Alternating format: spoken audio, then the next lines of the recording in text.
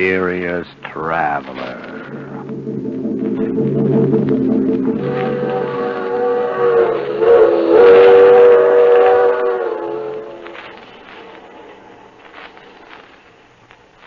This is the Mysterious Traveler, inviting you to join me on another journey into the realm of the strange and terrifying. I hope you will enjoy this little trip, that it will thrill you a little and chill you a little. So settle back, get a good grip on your nerves. But where are we going? We're going to delve into the life of a frightened man in a tale titled The Queen of the Cats.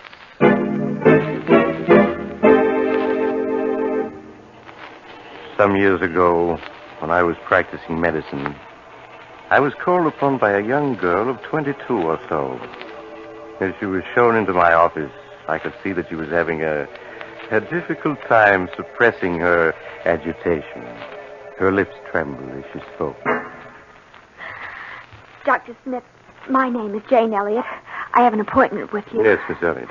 Won't you be seated, please? Thank you. Now, what seems to be the trouble, Miss Elliott? You're trembling, and you don't look well at all. I'm not ill, Doctor. It's Chris.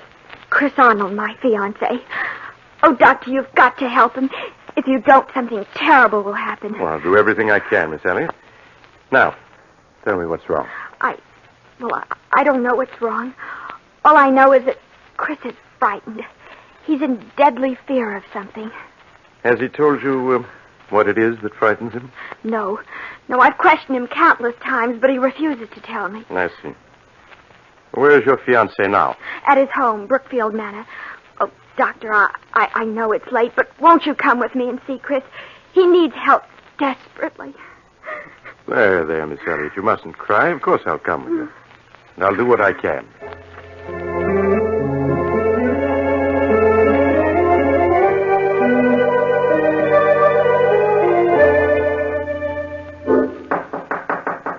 Who is it? Chris, it's Jane. Just a minute. Jane, I've asked you before not to... Who's he? Darling, this is Dr. Smith. Doctor, this is my fiancé, Chris Arnold. How do you do, Mr. Arnold? Why the devil did you bring him? I don't need a doctor. Please, darling, I just couldn't stand Forgive me, to see Mr. Arnold, but it's obvious to the most untrained eye you do need a doctor. Please, Chris, tell the doctor what you're afraid of. I'm not afraid of anything. Oh, darling, please tell him, please. You can't go on this way. Yes, you're right. I can't go on this way. If I don't tell someone, I'll go mad. Believe me, Mr. Arnold, you'll feel much better once you've talked your fears out. Now, suppose you start from the beginning and tell me everything. All right, Doctor. Come on in. I suppose it all began 2 years ago at a party Jane and I were invited to.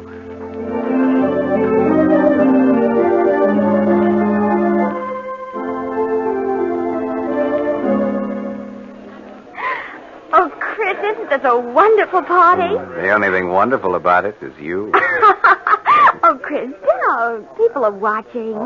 Fine thing when a man can't kiss his best girl in public. What's this generation coming to, anyway? At Miss Tyndall's school, we were taught a young lady never kisses a man in public. Miss Tyndall is setting romance back 50 years. Who are you looking for, anyway?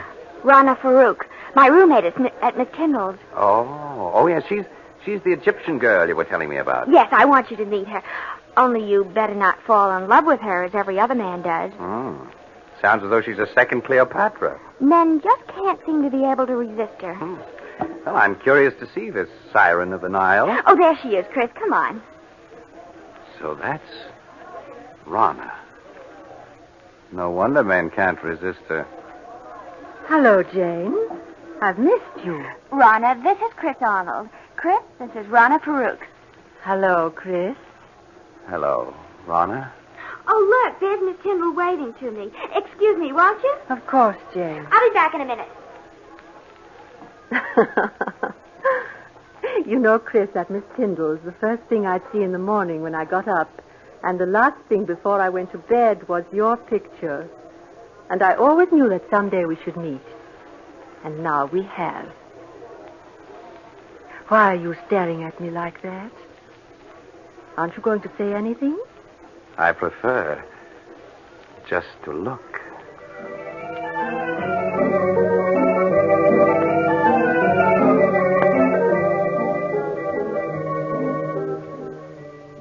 Even now, Doctor, 2 years after our first meeting, I find it difficult to describe how beautiful Rana was.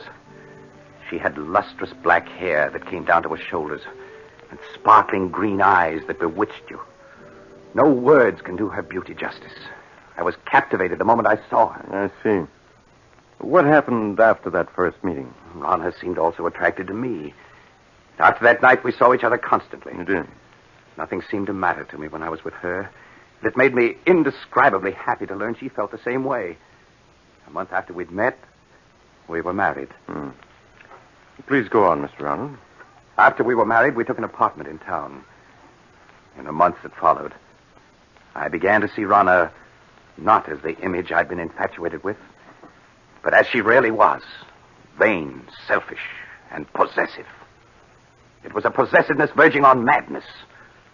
She couldn't bear to have me out of her sight, and when I was, upon my return, there would be questions, countless questions. I began to dread seeing her. And then there were the cats. The cats? Yes.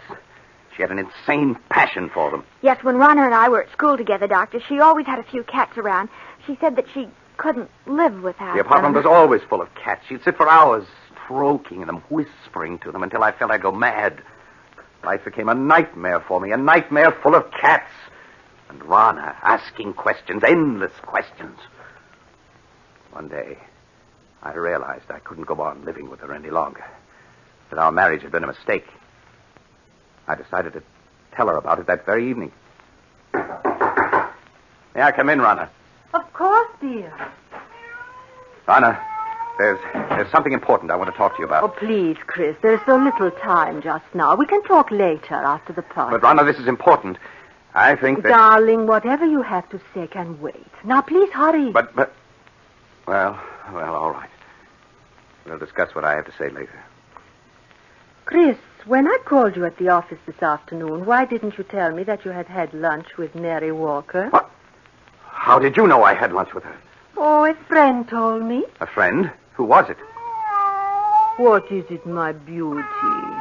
What are you trying to say? Rana, put that cat down and answer me. Who was the friend that told you I had lunch with Mary Walker? You have never met her, darling. How is it that you always know what I've been doing, whom I've been seeing? It's as though you have people spying on me. Chris, what a thing to say.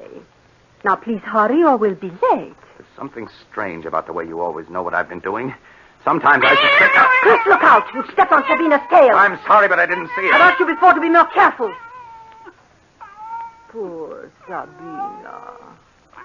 Are you all right now, my beauty? If there weren't so many cats underfoot, I wouldn't have stepped on her.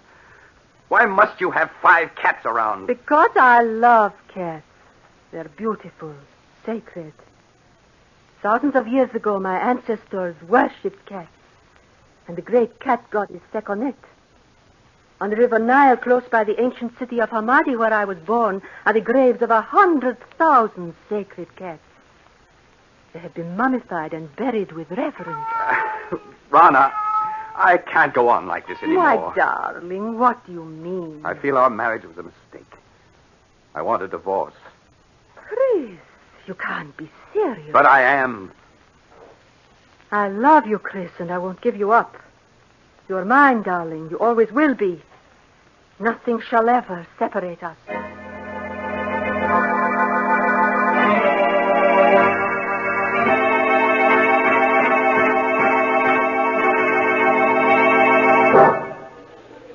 Would you care for a cocktail, sir?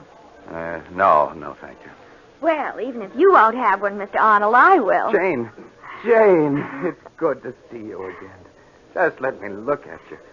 Chris, you're not looking well at all. Are you all right? I am now. But Jane, can't we go someplace and talk? What about the terrace? All right, Chris. Here, this door opens onto it. There, this is much better. It's been quite some time since we've seen each other, hasn't it? Yes, the last time we saw each other was the night that The night that I met Rana. Yes. How is Rana, Chris? Oh, she's fine. Jane, I've made such a mess out of everything. I was a fool to have married her. Please, Chris, you mustn't talk like that. But I was a fool, Jane. Mistaking infatuation for love. Can you ever forgive me for the way I behaved toward you? There's nothing to forgive, Chris. Well, Jane, this is a surprise. Rana. Hello, Rana. Really, Jane, the way you have avoided calling on us, I half suspect you are still in love with Chris. Rana, you had no right to talk to her like that. Please, Chris, I'm afraid I'll have to be leaving. It's getting quite late. Good night. Good night, Jane. I hope I didn't interrupt anything by coming out here so unexpectedly, Chris. Yes, Rana, you did. I was about to tell Jane that I love her, and that I always will. I suppose that's why you asked me for a divorce. You've been secretly seeing her. Secretly seeing her? Is it possible for me to see anyone or do anything secretly without your knowing about it? No, you are quite right. It is not possible. I know everything you do. So I would forget Jane if I were you. Rana, how can you possibly want me? Knowing how I feel about Jane. You've got to give me a divorce. I'll never give you a divorce. Never. You hear? You're mine. You always will be. Yes? Well, what's to prevent me from leaving you? Wherever you go, Chris, I'll follow. If I can't have you, no one else ever will.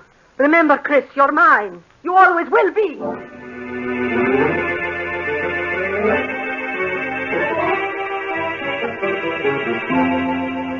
I can still see her, Doctor, as she stood there screaming at me.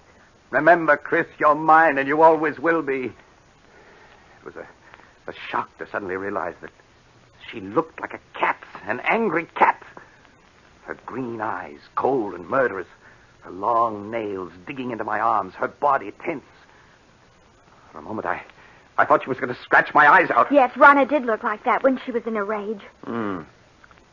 What happened after that night, Mr. Arnold? I stopped speaking to Rana. We lived in the same apartment, but that was all. Weeks passed, and Rana waited for me to come around, as she felt certain I would. Yes. She had all the patience of a cat playing with a mouse. But when a month had passed and I still refused to talk to her, she made an attempt to win me back. It happened one night as we were driving to this house. Why are you slowing down, Rana? I want to talk to you, Chris, and I can't talk to you while I'm driving. There's no point in your stopping. We have nothing to say to each other. Oh, but we do, darling. Chris, we could be so happy together if you wanted to. You know how much I love you. It's a possessive love that smothers me to death. Chris, you know that isn't true. I could make you happy if you'd only let me. Oh, please don't turn away from me, Chris. I'll do anything to make you happy. Anything. Anything? And you can give me a divorce. So you're still thinking of her, hoping I'll give you a divorce so you can marry her. Well, I won't. You hear? I won't. I think we'd better be moving along. Chris, you haven't any right to treat me like this. I'm your wife. Only in the eyes of the law, not in my eyes. I hate you. I hate you! You cat! You almost took out my eyes with those claws of yours. I will scratch your eyes out before I let any other woman have you. You're mine. You always will be. Perhaps this will bring you to your senses. Slide over. I'll drive. Very well, Chris.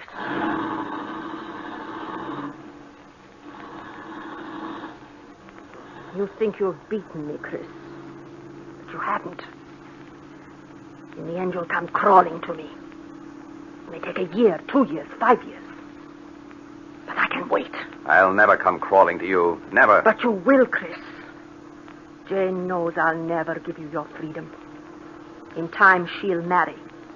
And when she does, all the heart will be gone out of you. Then you'll be mine. That'll never happen. But it will, Chris. And deep down in your heart, you know I'm right. Jane will never be yours. I'll see to that. You have everything planned perfectly, Rana, don't you? But I have one way of escape from you that you've never thought of. Really? And what way is that? I can escape through death. Death? Yes, Rana. If I should fail to take the curve 100 yards ahead, we'd plunge off the side of this mountain. Chris, you would. Why not, Rana? You've shown me there's nothing to live for. This at least is a clean way out. No! Chris, don't! No!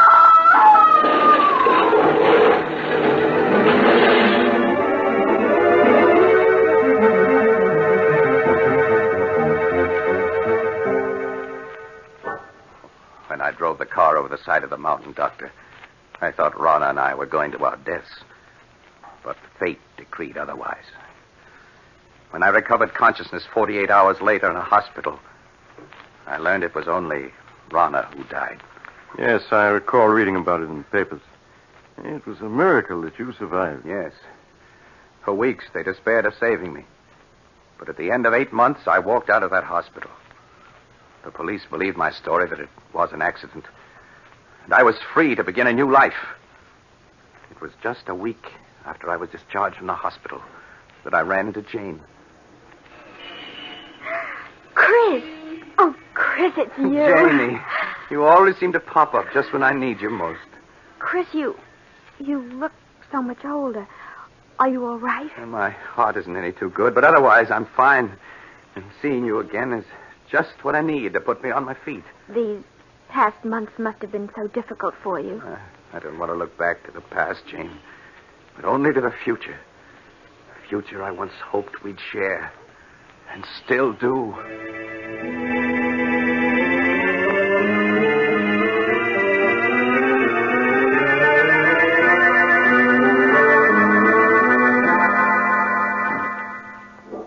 Months ago, Doctor, Jane and I became engaged. It was just about that time that I first began to notice that everywhere I went, there always seemed to be a cat following me. Are you sure you weren't imagining it, Mr. Arnold? At first, I thought it was my imagination. But a week after Jane and I became engaged, I was certain I was being followed. Yeah. Tell me, Mr. Arnold, was it always the same cat that followed you? No. One day it'd be one cat, and another day, a different one. Oh, I know you must think I'm mad, Doctor. And at the time, I felt I was going mad. That is, until that night. What night, Mr. Arnold? The night I saw her. It happened in this very room 6 weeks ago. I had great difficulty in falling asleep that night. Suddenly, the silence was broken by the faint crying of a cat. The crying grew louder and louder. I lay in the darkness listening, realizing that the cat crying was real, living, and in my room. I could feel my heart pounding as I sat up in bed and looked about my darkened room. And then suddenly I saw her. 2 burning green eyes in the darkness. There was no mistaking those eyes. They were Rana's. I stared into those eyes for what seemed like hours. Then, as though listening to a stranger's voice, I heard myself speak. Rana. It is you, Rana, isn't it? Yes. I'd recognize those green eyes anywhere. So you've come back, and in a form I've always thought of you, as a cat. I know why you've come back. It's because of Jane. You always said that if you couldn't have me, no one else could. But I was yours, and always would be. Well, you're wrong, do you hear? Jane and I are going to be married. You came between us once, but you aren't going to this time. I will marry you, and there's nothing you can do to stop me. You fiend! Trying to scratch my eyes out. Well, we'll see about that. There. Perhaps that'll show you that nothing you can do will stop me from marrying her. I know that all those cats that were following me, spying on me, were doing so under your orders. You're the queen of the cats. Yes, I should have known. No wonder you always knew where I'd been, who I'd seen. You had your cats spying on me even then. Well, even if you are the queen of the cats, you can't prevent me from marrying Jane. Perhaps a bullet between those green eyes of yours is what's needed.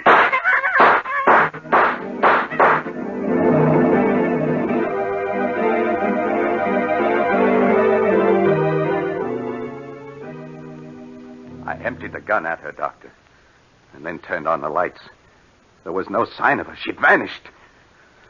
All that I found were those 6 bullet holes in the wall.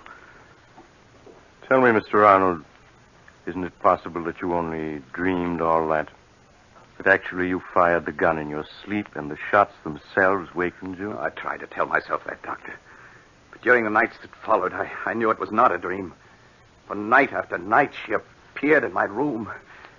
I'd lie awake, waiting to hear her footsteps, her voice. And when she would appear, I'd plead with her to leave me alone. But she'd only stare at me with those burning green eyes, waiting. I knew she'd never leave me alone as long as I intended to marry Jane. Finally, I could stand it no longer, and I went to see Jane. Chris, this is a surprise. Come in, darling. Thank you, Jane. Oh, well, where have you been keeping yourself this past week? I was beginning to believe I was being jilted. Jane, there's something I want to ask you. Yes, Chris, of course. What is it? I know we set our wedding for next week. But couldn't we put it off for a while? Just a little while. Darling, what is it? There's something wrong. I know there is. Please tell me. I wish I could, but I can't. Please, Jane, just have faith in me. You know I wouldn't postpone our marriage if I could possibly help it. All right, Chris, I do have faith in you. We'll consider our marriage postponed for the time being.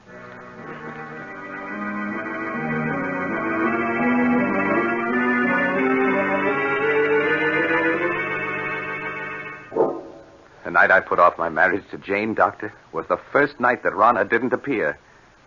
And the first night in a week that I'd been able to sleep. And you think, Mr. Arnold, that she didn't appear again because you had postponed your marriage to Jane? I know it. Weeks went by, weeks in which I was able to sleep soundly without being awakened by her.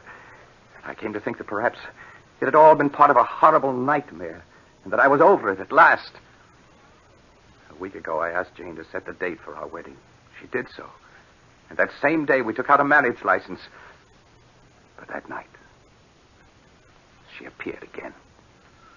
Her eyes shining in the dark, cold and murderous. She knew about the license. That's why she returned. And you've seen her again? Yes, every night. She just keeps staring at me with those green eyes, waiting. She's determined not to give me any rest. I tell myself that I mustn't be afraid, but I keep hearing her voice over and over. If I can't have you, no one else will. You're mine, and you always will be. Oh, Chris, darling, I wish I'd known all this before. You feel, Mr. Arnold, that somehow she'll prevent you from marrying Jane, huh? I know I sound mad, but I do. I have a feeling something horrible will happen if I attempt to marry her. Do you still have the marriage license? Yes. Why do you ask? Mr. Arnold, you've reached a crisis in your life. You're faced with fears that are threatening to overwhelm your sanity. The only way for you to challenge your fears is to go through with your marriage to Jane now, tonight. Tonight? Yes. It's quite late, but I'm sure a friend of mine who's a judge will marry you. Get married tonight? If you hesitate, you're lost. Your only chance is to face your fears. All right, Doctor. All right. Jane, will you marry me tonight? Oh, yes, Chris. Yes.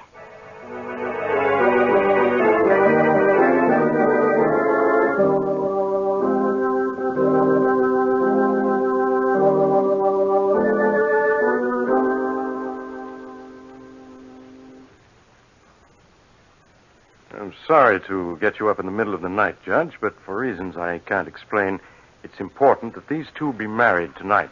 That's quite all right, Doc. Always glad to oblige a friend. Have you got the license and the ring, young man? Yes, sir. Here's the license and the ring. Now, young man, if you'll take a right hand. That's it. Now, shall I give you the long ceremony or the short one? The short one, please. Just as you say, young lady. This is the shortest one I've got. Do you, Jane Elliott, take this man to be your lawful wedded husband, to love, honor, and obey as long as ye both shall live? I do.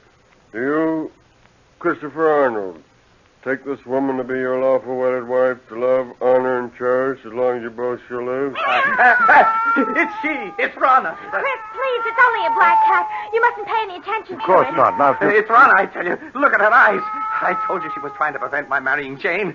Well, I'll get rid of her once and for all. Chris, what are you doing with that gun? Put it down. got away. Well, wherever she's gone, I'll find her and kill her. Chris! Chris, come back!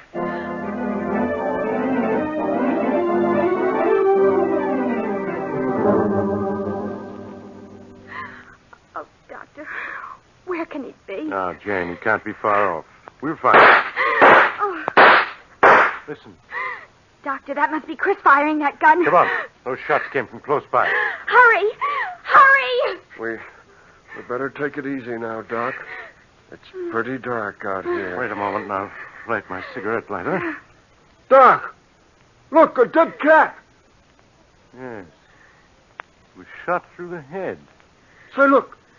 Here's another one that's been shot to death. Neither one of them is the black cat. Say, Doc. Isn't that a body over there? Chris! No, Jane, you stay with the judge while I look. All right, Doctor. There, miss. You mustn't cry. This never would have happened if I hadn't agreed to bury him. He was afraid. So afraid. Doc. Is it Arnold? Yes. Yes, it's he. He's dead, isn't he? I can see it in your face. Yes, Jane. He's dead. But, Doc, what happened to him? He's been clawed to bits, as if by hundreds of cats. And most horrible of all, his eyes had been scratched out.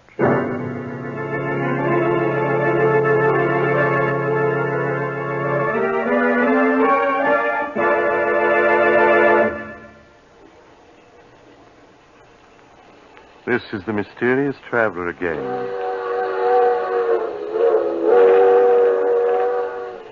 Have you enjoyed our little trip into the life, or should I say, death of a frightened man? Strangely enough, 2 days later, at Chris Arnold's funeral, just as the coffin was being lowered into the grave, the mourners suddenly noticed a black cat with green eyes sitting on the edge of the grave, quietly licking its paws. By the way, I trust you haven't a cat in your home, particularly a black one. I once knew a woman, she's dead now, who had a... Oh, you're getting off at the next stop, huh? I'm sorry. Perhaps you'll join me again soon. I take this same train every week at the same time.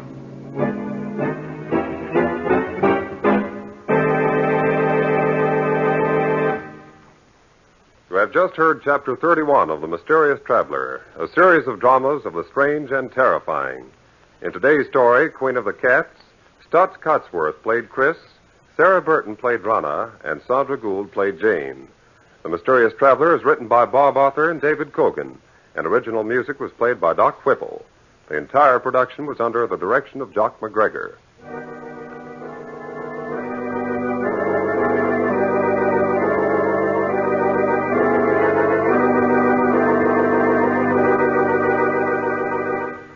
Listen next week to a tale titled Broadway, Here I Come. Another Tale of the Mysterious Traveler.